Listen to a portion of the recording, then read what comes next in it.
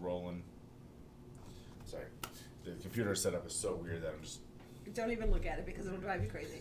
Oh, absolutely. It's going to be crazy. So anyway, let's get rolling. So today our sponsor is Everlasting Capital. So if you are a business that needs money and you can't go through a traditional bank, because a lot of times business loans are quite a bit different than personal loans.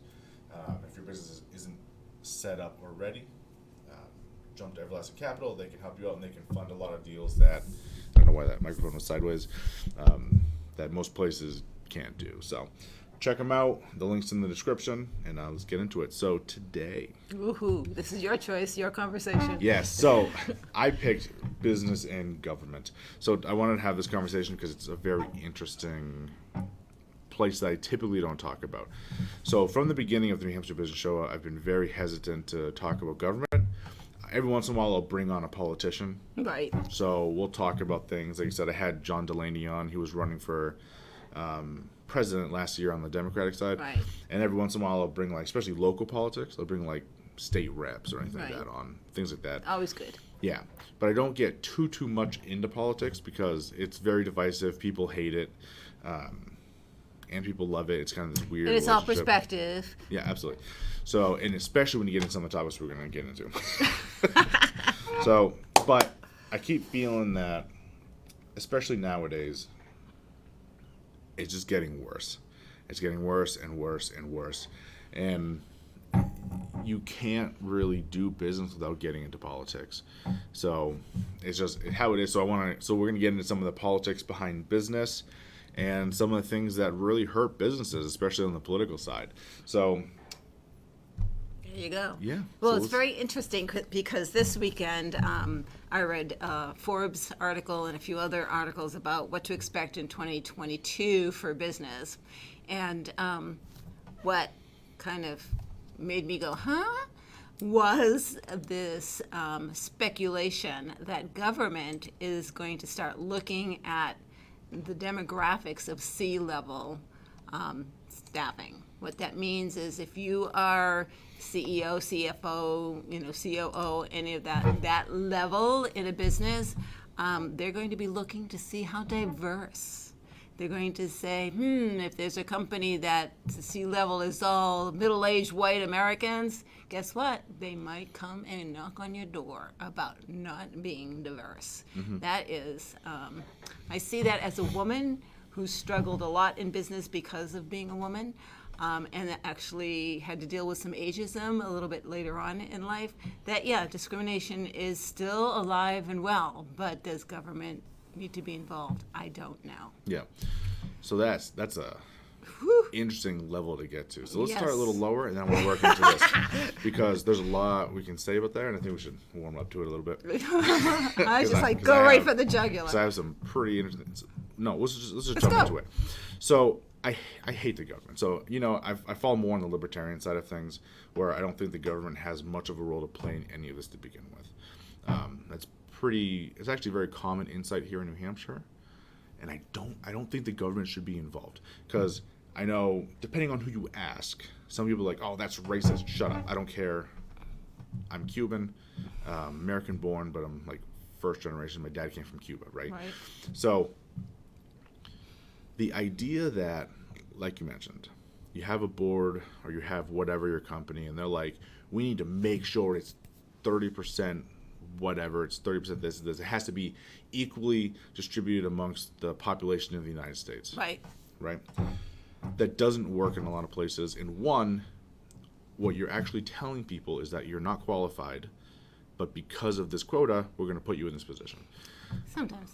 Most times, right? Sometimes. And a lot of times. So there are a lot of cases. I didn't plan for this one. I wasn't going to jump right into this topic to begin with, but I would have brought more stats. But people who are unqualified for their jobs, but because of a quota, they're put in them, and that's devastating to a lot of companies, because you're not hiring based on merit. You're hiring based on, you name the ism. So having been a manager, mid-level manager, who worked for companies that were diverse, worked in Boston, and in Boston at the time, your company was expected to reflect the population. That was basically whatever the population was, your staff should reflect that demographics, right? I never had a problem hiring talented people, no matter what race or religion or whatever. It just was not a problem because I never even looked at that. If you came in and you were qualified, you got the job. And it was usually a woman. A lot of women, single women with children, they work their butts off, guys, and a variety of races. It just fell into my lap, and I think it's because it wasn't discrimination, and I wasn't looking for anything specific except for the talent for that position. Mm-hmm. But so now, correct, talent is very important. But what we're talking about now is disregarding talent just to check some boxes. So I agree with you. If they're talented, everything else irrelevant. Right. No, they should fit that position. Right. But if they don't, then they shouldn't get the position. Well, that's an HR and a hiring manager issue. Mm-hmm. Not wanting to take the time to maybe look another day or two, to look a little bit further. Yeah. Right. So so I'll give you a story from when I worked in. It was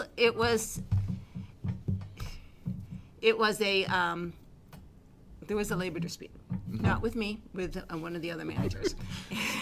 And no, I had my issues too.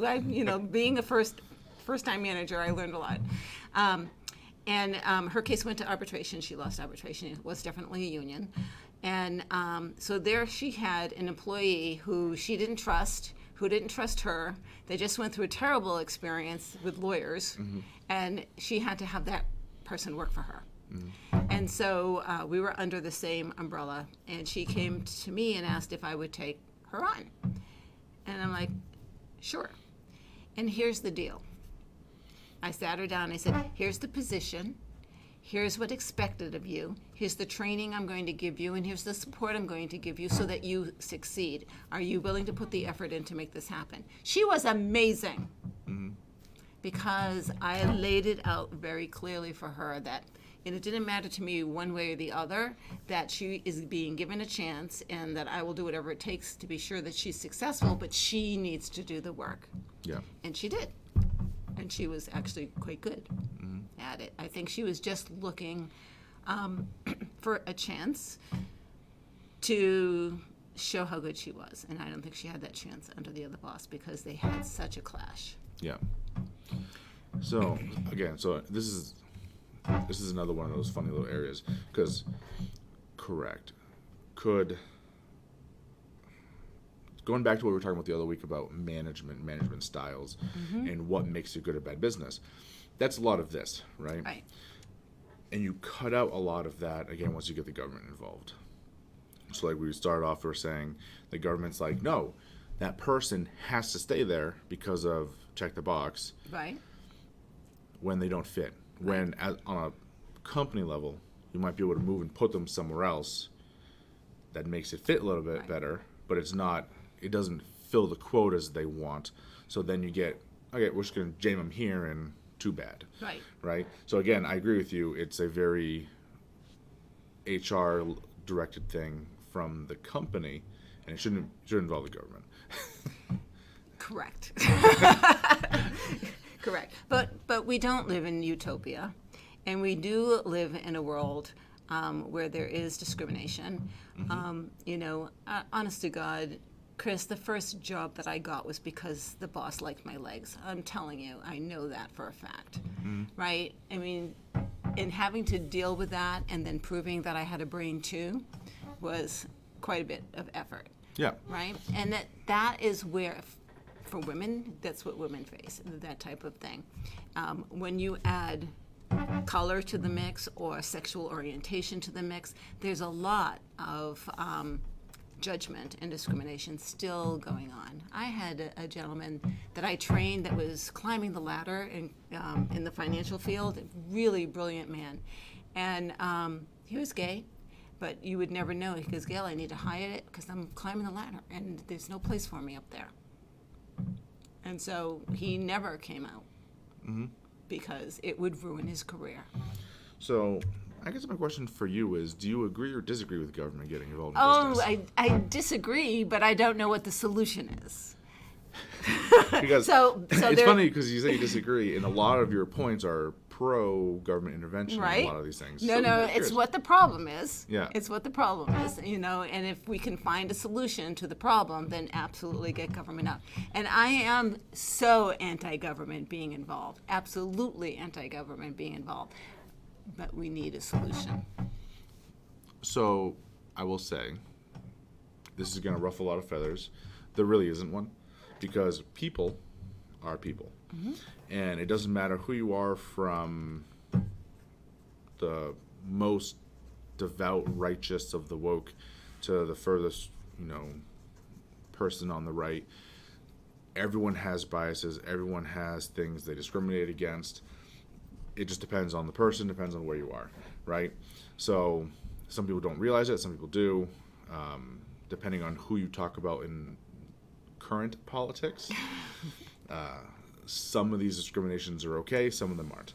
So it is, I think it's one of those areas where there will never be a zero sum. There will never be an area where every company is perfect and all these Impossible. problems are solved. That's utopia. Yeah. However, so I told you I've been doing a lot of reading because 2022 is coming, and what's the predictions? And one of the predictions, and I believe this one was also in the Forbes article, is that consumers are now looking at the companies that they do business with, and they're looking for companies that have a purpose, that have a mission, that are value driven, and they're going to be looking deeply into the company. Because if I can buy a roll of toilet paper, let's say, from A, B, or C, and the C company meets all of my criteria as far as what's important to me, that's where I'm going to go. And so the market can actually drive that kind of change. If people say that this matters to them, then take a look at the demographics of the company that you do business with. I'll push back on that a little bit because everyone that listen to national politics, listen to big companies and all that stuff, everyone is anti-slavery. They still do business with Apple, right? Who directly works in China, who have slaves. A lot of the stuff you're getting from China is made from slave labor. So I will just push back on saying a lot of these things are convenient and they sound nice, but a lot of people don't actually believe them. So to an extent, I think it's easy to look at the check boxes and be like, oh, I'll support this company because check boxes. But on the other hand, they don't actually care. Well, that's the point that Forbes was making, is that Yeah. people are looking for it to be demonstrated, not the box checked, but they want to see leaders that are actually living the values that they say that they stand for. Yeah. Right, and so that's one of the things that I ran into in corporate America that, shall we say, disillusioned me from participating in that structure of work. Yeah. Right, is that you go to a company based on your values, your vision, what it is. At least I did, and you see it on the wall. You see, this is our mission, this is our purpose, and then you start working there, and that's all bullshit. Right? What you read and what is being demonstrated because of the culture of the organization is not the same. Right? And so if they're not demonstrating that these are truly their values, be honest about your values, because if your value is the bottom line, so if your business is being driven by sales, right? Then say your business is driven by sales, because I wouldn't work for a company where month to month what was sold is what's important, because I know from my experience what is sold and what the company is able to provide to the customer often is not the same. Yeah. And honesty and truth is more important to me than sales. So there's another good point to all of this, and a lot of the companies you work for are really pretty good sizes. Oh, yes. Okay. Huge. So you're talking about mega National. corporations. All right. Some So- international. So this is a very interesting point too. Have you worked for a lot of small companies? A few. Mostly large companies. Most of those. So do you get I know you don't have a lot of experience in the smaller ones, but the very small companies, are they similar to the large companies in how they treat people? When they get to a certain point, I would say when we small under 50 people, no. Over 50, when they start getting to the larger side, they start to get that way. The problem with under 50, a lot of times that's driven still by an entrepreneur. And as an entrepreneur, they have not yet learned how to be a manager, and it's different. It's different. And so there's a lot of conflict as far as, what they want done and what is capable of being done by the staff. Yeah. We can go into, returns, a whole bunch of stuff, but that has nothing to do with politics. That has to do with business structure and what you can expect from new employees. So my point about this is I've noticed, and listening to a lot of politics on my own, a lot of people conflate business as this one big umbrella. And I brought up small businesses and large businesses for a reason, because the bigger the business gets, the more it seems to take on the characteristics of a government, Right. where it's slow, it's fairly inefficient in a lot of places, and a lot of these weird things start creeping in, like the diversity stuff that isn't really diverse, or like the, what do you call it, the good old boys club, where, it's not about how good you are, it's about who you know that pushes you through. So again, you get into this very political system. And I've noticed that among big businesses, where in small businesses, of course, you said there's other issues, but it's less of that. It's more family. Yeah. Right. Yeah. So again, there's always gonna be problems in business. So pick your poison, right? Right. But the big businesses, and I think this is where libertarians and like Republicans and all this stuff kind of lose out, where those big businesses are pretty much their own governments too, and that amount of power centralized under one system creates issues. And again, so I think even big businesses should be looked at closer to governments than business. Well, big businesses is involved.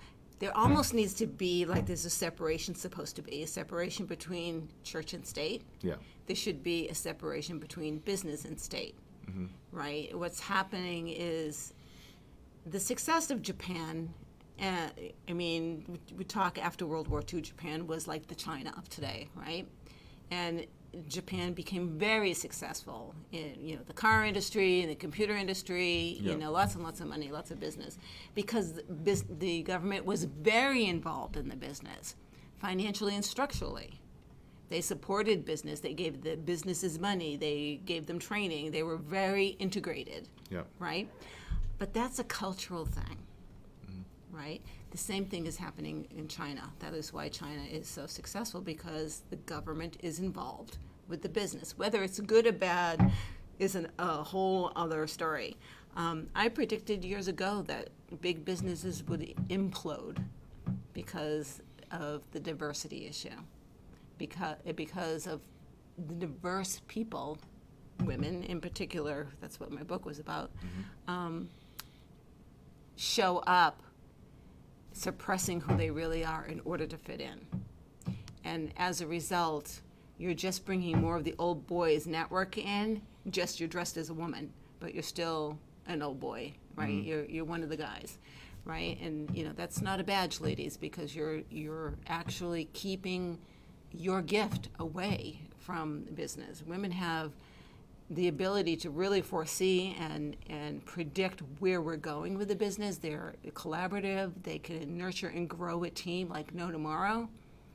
Men hunt, kill, go for the sales, bring in the clients, wine and dine, go for it. But let the women, when they come in the door, manage and nurture that relationship.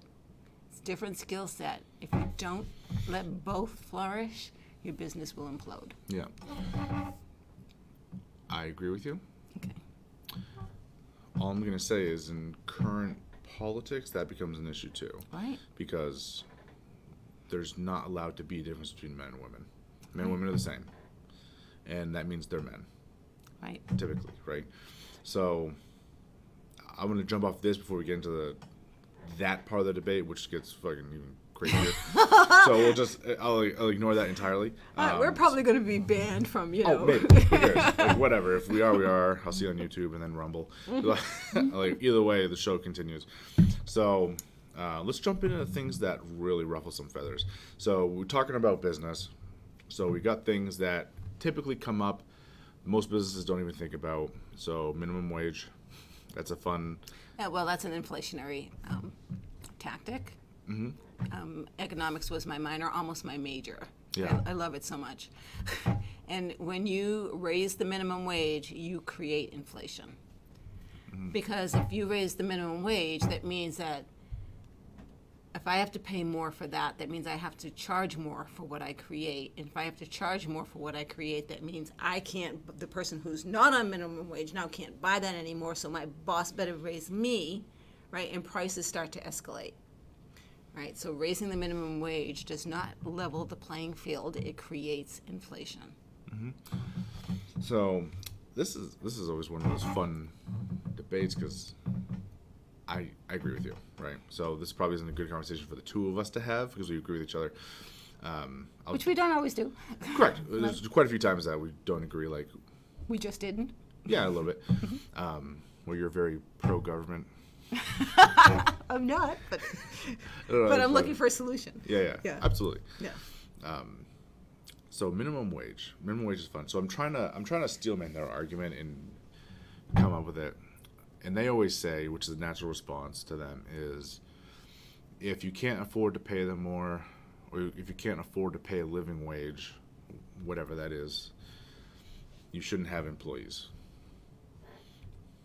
So if I am paying minimum wage, which at one point in time was livable, and because of what's going on with a whole bunch of things, and we can't say the C word, but it's happened, right?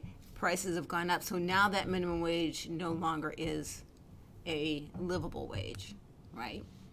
So I either, as an employee, this is where the market drives, an employer, I should say, need to look at my pay structure and adjust to keep my staff from leaving, going to a better paying job, or do something in order to compensate them so I don't lose staff. If you let the market drive instead of getting involved in artificially inflating, the market will adjust. Because if I am an employee, because I have been an employee, making minimum wage and barely be able to feed my daughter, because I've been there, I'm not going to stay in that job. I'm on the phone with the headhunter going, get me the hell out of here. This is what I'm looking for.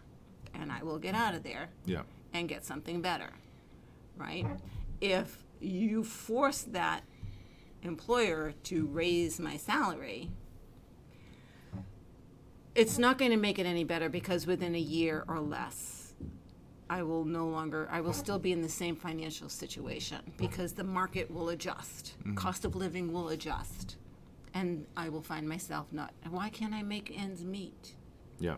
All I need is, $12,000 a year more and I can make ends meet.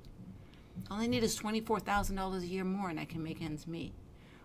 Right? It's just, it's perpetual. Yeah. Right? So if you just let the market adjust, because people won't stay if they're not making enough to find a job that they can get paid for. Yeah. So I like this. This is a good conversation. So when letting the market adjust, it's a very interesting thing when it's allowed to function that way. When it's allowed.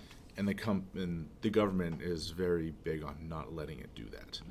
So everyone's like, oh, the market failed. Or, yeah, that's pretty much what they say is capitalism failed, market failed.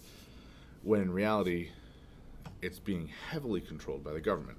Again, talking about this concept of minimum wage, where New Hampshire's a phenomenal place to look at this. We've talked about this before. Minimum wage is $7.25. The actual market wages are around $15 depending on what you do. 15 to 20? Yeah, depending on what you're doing. So even go to a McDonald's, you can get $13, $15 an hour, kind of in that area. I believe it's like 12 to 15. That's the market adjusting. Yeah. So the market will keep up with everything else.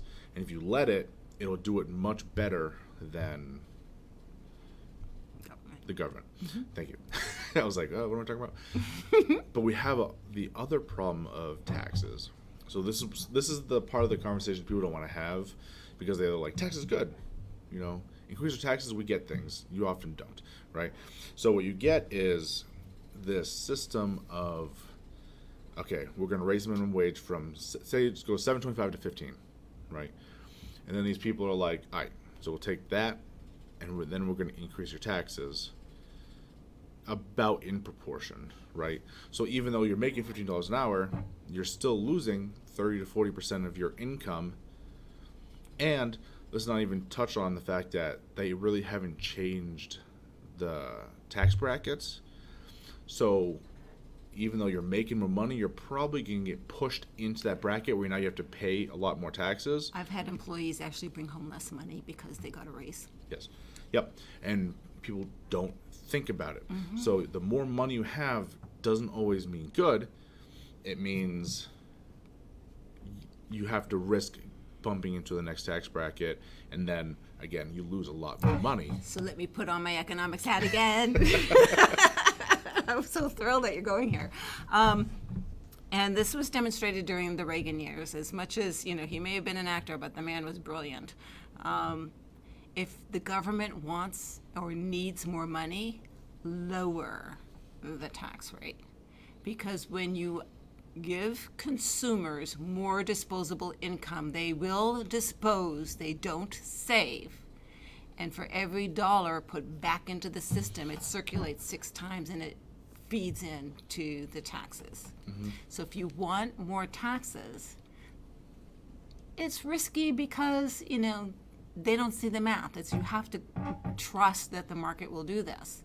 But it does, because people's expectations is the biggest driver of the economy, right? And so if you can manipulate and manage people's expectations. So my tax bracket is going down. Oh my gosh, Uncle Sam is leaving me alone. Oh my goodness, I'm getting money back this year. I can buy the new car. I can go on vacation. I can buy that house that I was looking for. I can spend it on the things that I've been holding back on. That feeds into other people getting money that they wouldn't have gotten, which they can spend. This is how the money goes around and around and around. And the government gets to tax that spending that wouldn't have happened before. So if you want more money, don't raise taxes. Lower them. Yep. This is one of those areas I agree. But so the problem, again, I'm trying to make the best arguments from the opposite point of view on these things. And one of the big things that always comes up is all this money funnels up to a couple of key players at the top, right? And that's their biggest complaint is there's a couple of multi-billionaires who make all the money now. And it doesn't come down to little people. So against this, I'm just going to say in the last 24 months, they've printed, 60+% of all money that's ever existed, like in the United States, right? Money, they can print the stuff. It doesn't matter what There's nothing backing your money. It doesn't matter what the zeros are at the end of your account. So like, the people at the top are making 50% of all the wealth in the United States. Congratulations, it doesn't mean anything when they can just print it out of thin air. Right? So yeah, they have a lot of money, but it also doesn't mean a damn thing.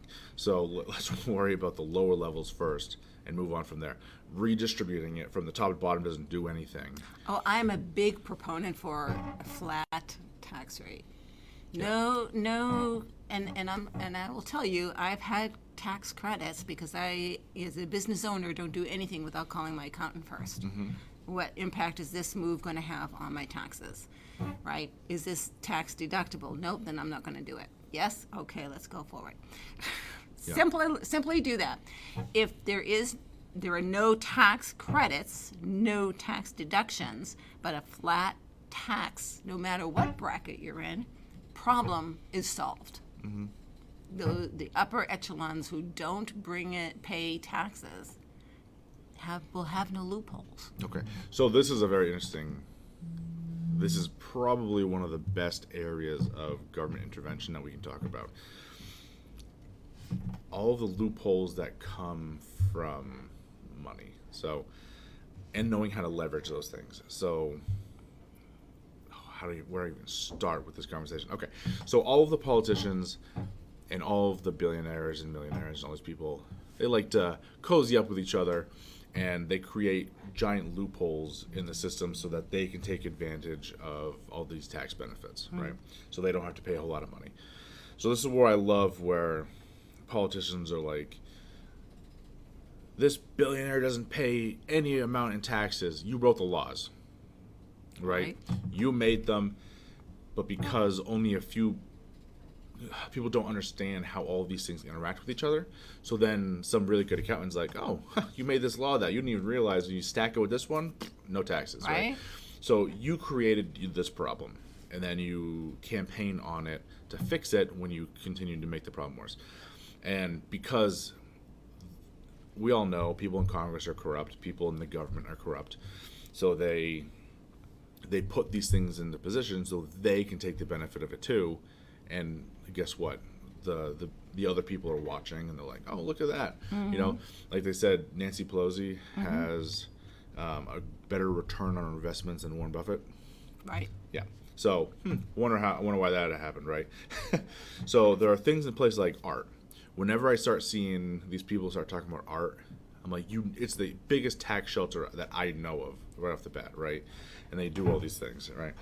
So it's, I forget what my point was going with all this stuff, but the politicians are the worst about creating these loopholes for themselves. Then they get all mad when other people take advantage of them. Well, I don't think they get mad. I think it's in fact, I know that it's just political dogma in order to get the vote of the uneducated person listening and thinking that the words they hear actually have meaning.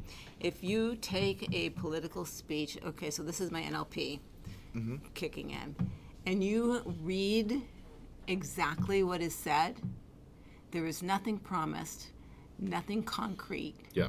There is no verifiable anything being promised, and people eat it up. Yeah. Yes, I agree with you. So, and then again, I'm not going to touch too much on previous elections, but even just thinking about the last two big presidential candidates, Trump, who actually generally said things, there's always political speech in there, but he generally is like, this is what I want, whether it can happen or not. And then you flip to the other hand, and you had Joe Biden, who like, are you going to do this? And he's like, I'm not going to tell you because that's going to be a big news cycle. Oh, no. I'm like, what? right. And so we weren't going to go here, but I'm going to go there. So if you have a business of more than 100 people, you have to be sure that they are vaccinated. Yeah. Isn't that against our civil liberties? Correct. So this is the big argument of what's going on right now, and that's actually what spurred this episode. I know this is what you wanted where I wasn't going to get too much into it, but I had to open it up. It's the reason I wanted to talk about government and business. So you have an entire business that's like, or entire government that's like, you are going to do this. It's like, you can't do that. And like, well, we're going to, and everyone's like, all right, that's enough reason. All right, cool. You're like, oh my God. This doesn't even talk about that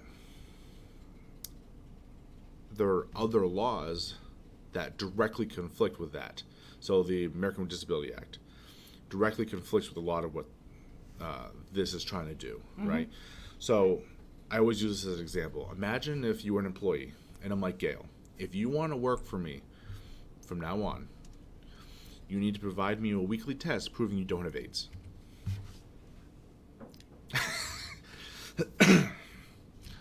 And everyone's like, it's for the public health. You could get, and if you don't want to test every week, that's fine. You have to come in a full hazmat suit. So if anything happens, we know you're not going to spread your AIDS.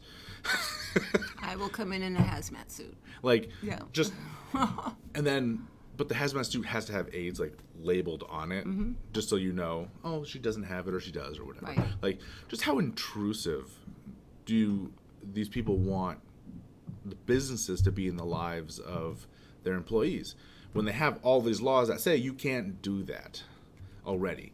And I totally get it. Like, I'm not a very good libertarian in the fact that there are some laws that I see that they make some sense. Some do. You're right. And they're very, very far and few in between, right? And I think cultural shifts are better, but I think to get those cultural shifts started, sometimes you do need the government to act in place. That's why it's there. Like I said, the idea that there should be no government isn't on my field. No. I'm more of a very small government than big one, but I understand the reasoning for that power structure being in place, if that makes sense. Right. So anyway, it's the wildest thing that all of a sudden at least half the country is like, okay, we're going to abide by this one man who steps up to his microphone and says, you are all going to do this, and everyone's like, all hail Crown, right? Like, holy crap. Yep. Yeah. I mean, I totally agree with that. I personally did get vaccinated, and I had ramifications. I had, results of it, so I will not get the booster and won't go forward because of the way that I reacted. Yeah. But I am also I don't want to say anti-healthcare because there's a place for it. Mm-hmm. But I don't trust doctors. I don't believe that they always have your best interest in mind. And I know that the insurance industry, whether it's health insurance, whether it's auto insurance, no matter what the insurance is, I was in the business for a long time, is driven by government. Yeah. Why are your premiums high? If you get the government out of it, your premiums will go down. Yeah. Whole nother area we talk about healthcare. Right? I should, for one of these episodes, I should bring on someone in healthcare. Oh, let's do that. That'll be a fun conversation because this is another one. People are always complaining about minimum wage, then healthcare, because universal healthcare is a big political thing. Right. Okay. If you want the way the government runs everything else to run your healthcare, then by all means. Yeah, and I know, right? People don't connect any of the dots. The DMV of healthcare, that sounds phenomenal, right? But there's such a, I don't know why people rely on the government so much for everything. I know it's easy, but you have to hope that these are the smartest, most capable people. Yeah, that hope. Yeah. So we can go into the dumbing down and the socialization of America, if you want. Yeah, it's not really a super political. I mean, it's politics, but I don't want to get too much into that. Yeah. That is a problem. So, okay, so we can. Let's get into this a little bit because this is always part of the conversation that comes up that I'm going to turn around and point my fingers at the audience and point out some problems. Okay. So, education is a big problem. People don't understand, again, just from birth to now, right? There's this idea that if the school doesn't teach you it, only the school can teach you it, right? So they think only the school can teach you, and if the school doesn't, it's not super important. Or if the school teaches it, only the school can teach it, right? I think the old saying is if schools start teaching kids how to walk, then within one generation, people think that only schools can teach kids how to walk, right? Not that parents can do it. And a lot of these responsibilities have been shifted over to schools, and I think that's not the place for what they're supposed to be doing. Yeah. I mean, I was raised where, the family was involved with your education. So just to give you an example, my son and his wife are very involved in the children's education. They go to a private school, not a public school. Right now, they're homeschooled, but that's another story. While they were in school, they reviewed their homework. They went over their homework. They drilled them on their math and their spelling to be sure that they were actually doing their homework. And in the summertime, they would generate schoolwork so that the kids didn't lose their chops. Yeah. So that when they went back to school, that they were at the same level, if not higher, than when they left in June. Yeah. Right? So they kept it up. Right now, they're homeschooling the kids because they just moved and they are checking out the schools to see where they want to put their children, where the education is at the level that they want it to be at. They may end up homeschooling them for the rest of the time. Yeah. So, so you can teach your kids? Yes, you can teach your kids. Right? There are books out there, right? Yeah. And kids can read, right? My 5-year-old grandson, who's now older than 5, but at 5 years old, he was reading almost the same level as his sister, who is 4 years older than her. Yeah. Because they were together, right? And no one ever said to him, "Oh no, this is only kindergarten level, or this is only first level." It's like, "Oh, what are you reading? Oh, well, help me work out the words." Yeah. Kids will rise to whatever level. In fact, your staff, that was always my belief. I always raised the bar on my staff because I knew that if I put the bar here, they're going to rise to it. So if my expectation is here and not here, and they always did, 100% of the time, I had the staff that the rest of the company wanted because they rose to my expectations. Yeah. And we lower expectations because we don't want to hurt Johnny's feelings. Correct. Ooh, he failed. So this is, I think we're striking on right there, is one of the greatest problems across the board in society. In almost every situation, almost all of them, that these political things come up, the idea is always to lower everyone else's standards to meet the standards of whatever group they believe isn't responding well, right? And they don't say they're doing this, but they are.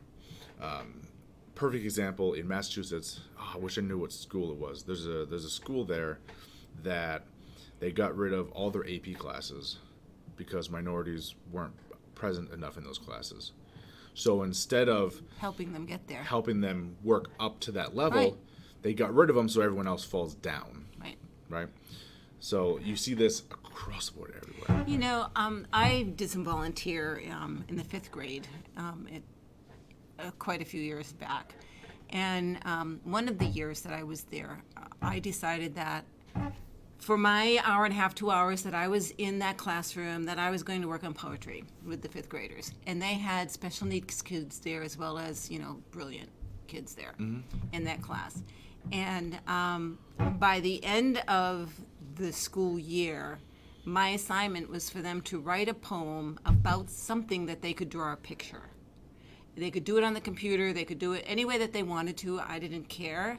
But the poem had to be about the picture, and the picture had to be the child that was probably academically the lowest, you would say, did a picture about his fish.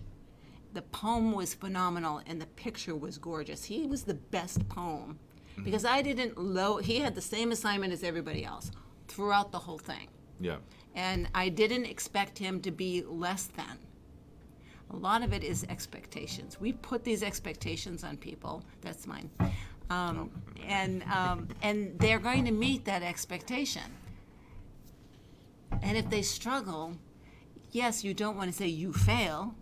If they struggle, you recognize that they're struggling. Say, hey, let's get some tools together for you so that you can rise up. Yeah.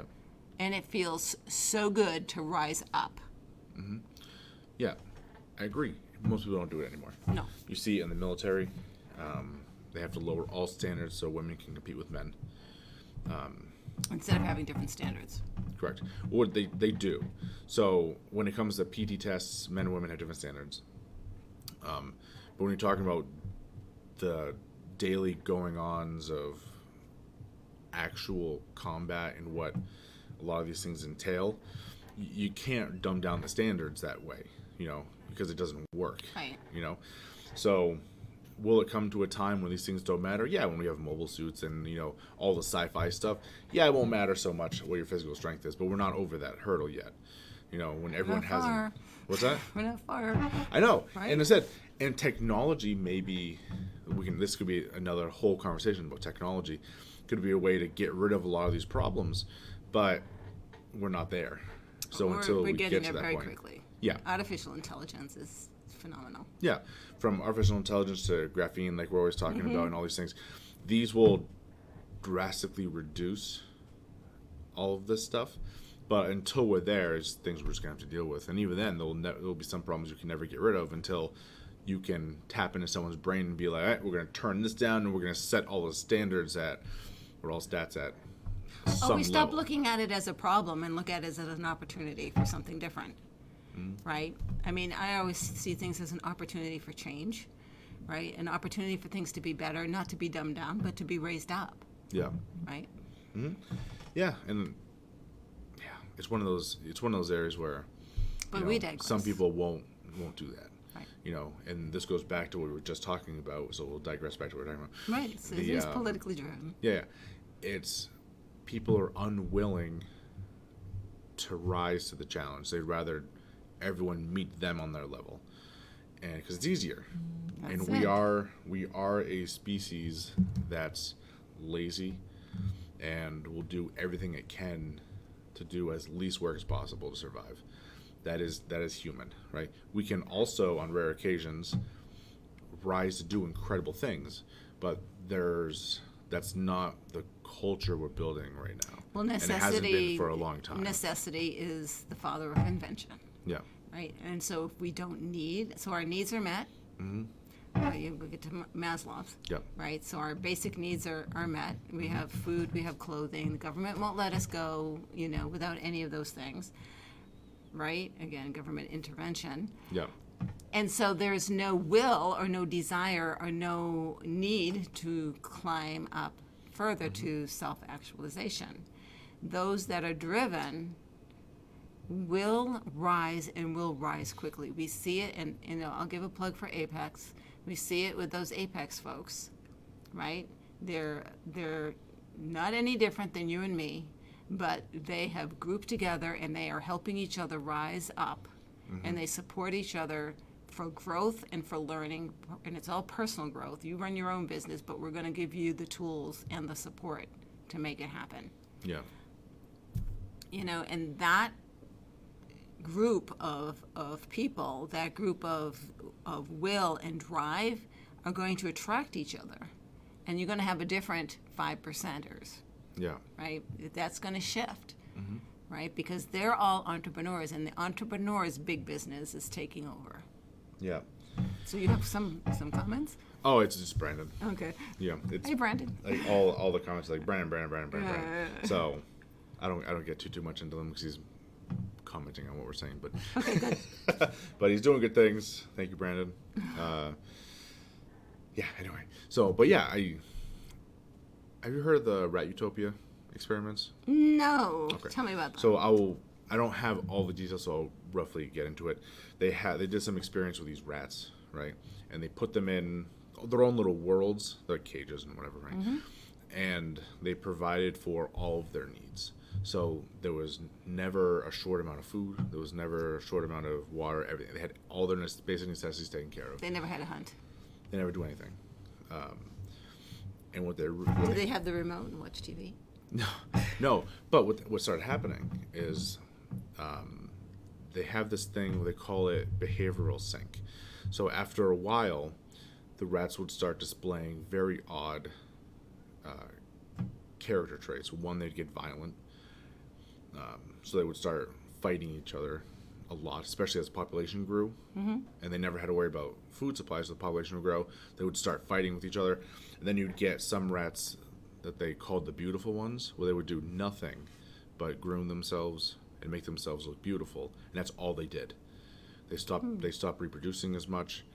So when you get, even though it sounds good, when you move into a society, this is what I gathered from this, that you don't want for anything, it actually has a reverse effect on our minds.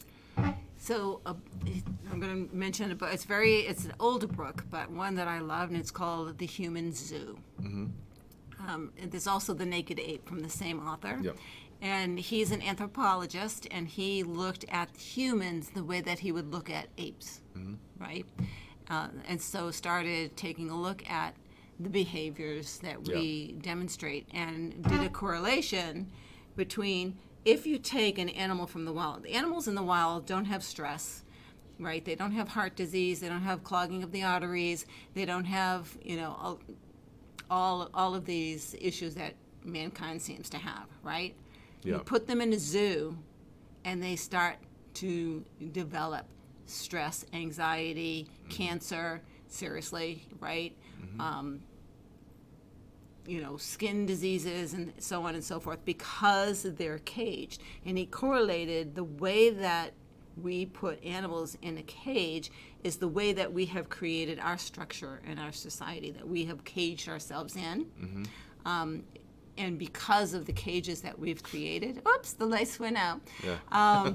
Because of the cages that we've created, the stresses and the conditions that we live in are what causes the diseases that we are experiencing. And so then, that's the health in one. We will have a great discussion on the health conversation about self-imposed stresses and why meditation and a lot of these naturopathic and homeopathic methods work better than taking the pill the doctor's going to give you.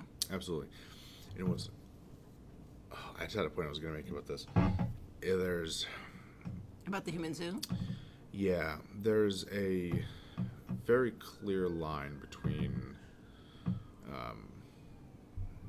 having too much. So it's funny. So we always say in, was it Maslow? Is that the one you were just talking about? Maslow? Yeah, self-help. Yeah. So it's seen as a good thing when all your basic needs are provided for, and then you can go to the next level. Right. And then and at the top, like, you're this spiritually awakened person, Right.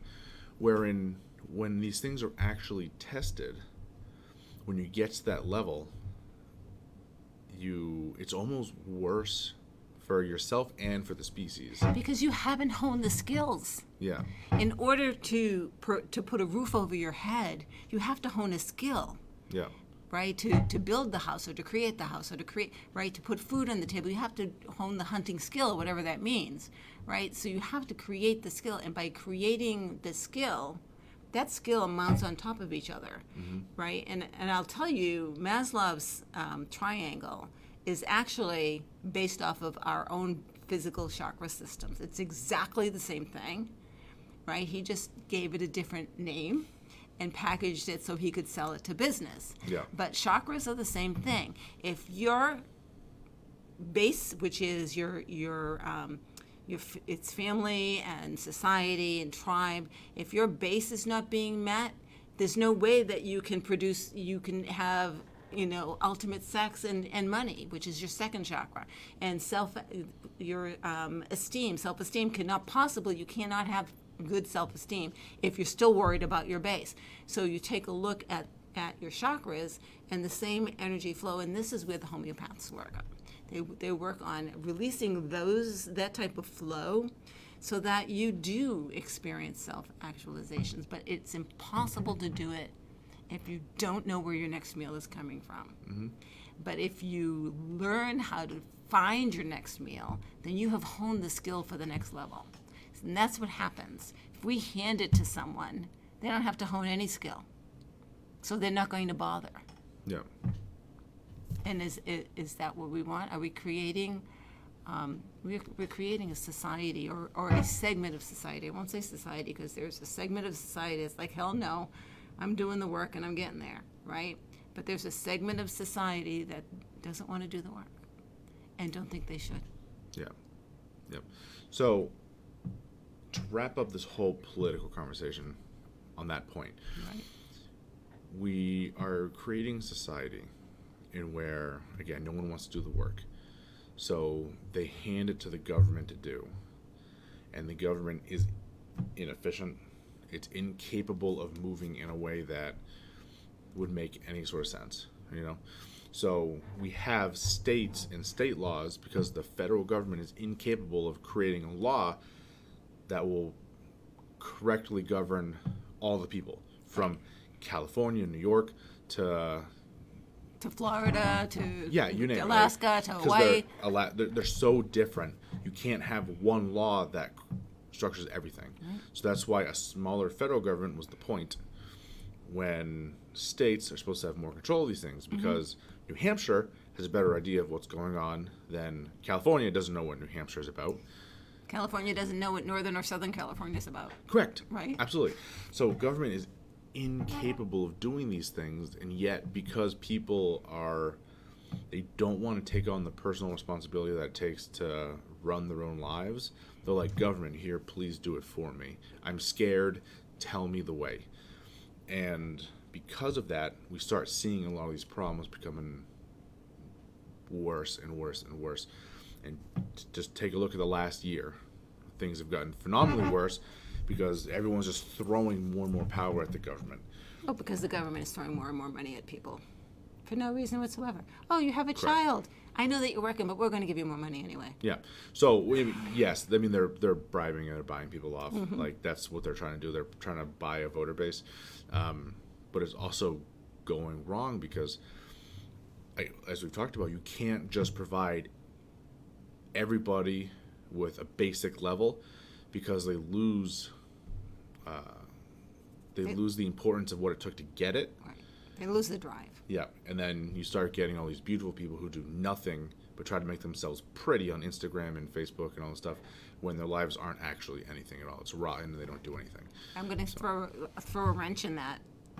There's one case where this does work, and that's for the homeless. It's been proven in Canada, and there are some states that are starting to do this now.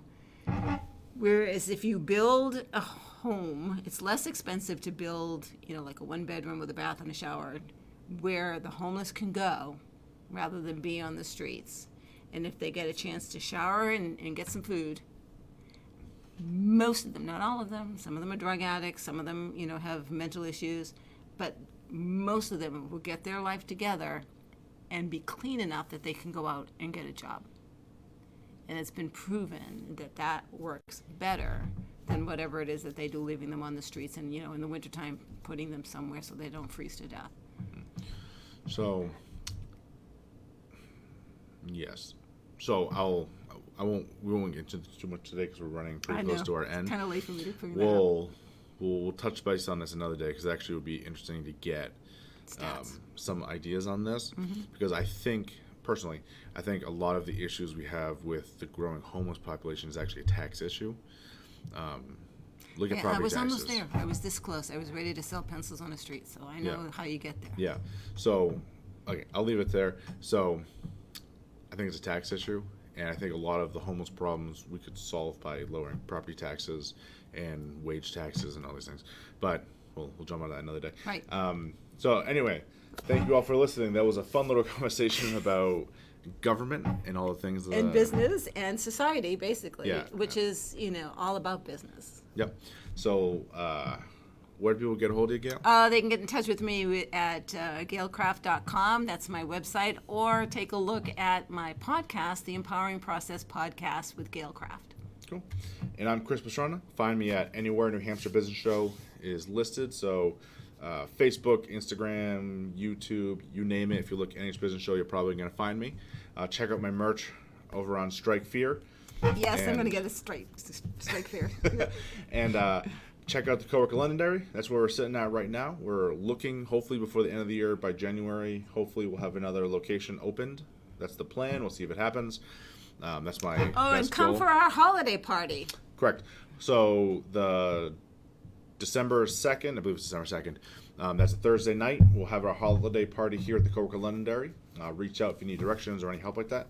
So it's going to be game night / food, wine, beer. Yep. You're just schmoozing. You're just saying hi to folks. Yep. Having a little fun, taking the edge off, rolling into the holiday season, and we'll go from there. So, everyone, thank you for joining us, and we'll see you all next week. Bye-bye.